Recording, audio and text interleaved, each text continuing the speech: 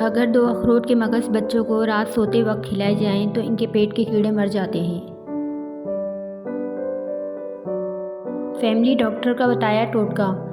छोटे बच्चों को नहलाकर कमर और सीने पर नारियल का तेल मल दें। वो ठंड से महफूज रहते हैं और बच्चा सेहतमंद फलता फूलता है। दुबलापन ख़त्म।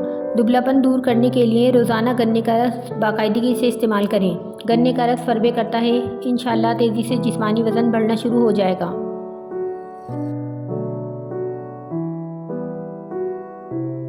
रोती माँ का मसला हल।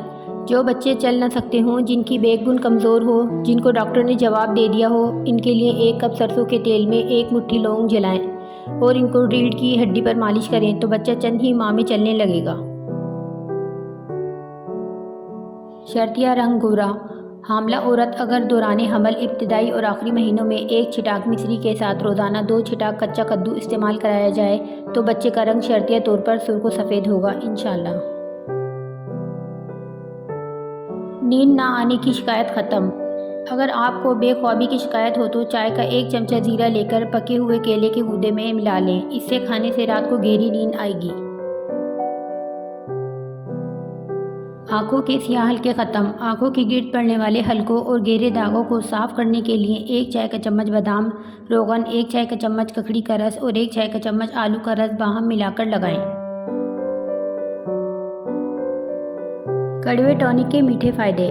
करेला मैदे को मजबूत, खाना हजम और भूख लगाता है। असाबी तवानाई के लिए करेला एक उम्दा टॉनिक है। पेट के कीड़े मारने में इसका कोई सानी नहीं। करेले का इस्तेमाल गुर्दे मसाने की पथरी खारिज करने, यरकान, जरियान, लकवा, फालिज, कब्ज, जोड़ों के दर्द, बलगमी अमराज, हैज़ा और बवासीर में भी मुफीद है। एलर्जी के लिए अदरक का केवा।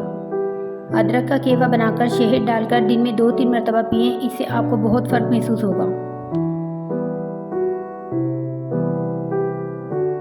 घने लंबे बालों को नज़र लग गई है तो परेशान ना हो। 2 लीटर पानी में 250 ग्राम बनफशा के फूल, 50 ग्राम परसाउशिया 24 घंटे के लिए भिगो दें।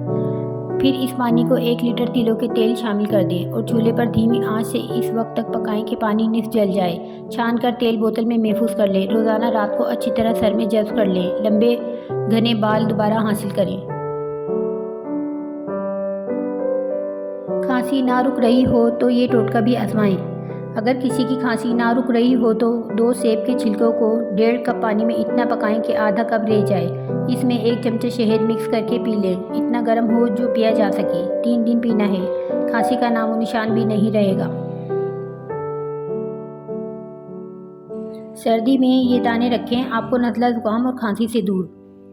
थोड़ी मिकदार में अलसी के बीज 1 गिलास पानी में डालकर इस वक्त तक उबालें जब तक ये गाढ़ा ना हो जाए। फिर इसको छानकर चंद कतरे नींबू का रस शहद मिलाकर नोश फरमाएं।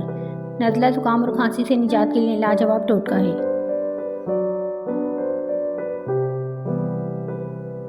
काली मिर्च हर वक्त मुंह में रखें। अगर गले में खराश रहती हो और बार बार अद्वियात से वक्ती फ़ायदा होता हो तो इसके लिए हर वक्त काली मिर्च मुंह में चबाने से अफाका होता है।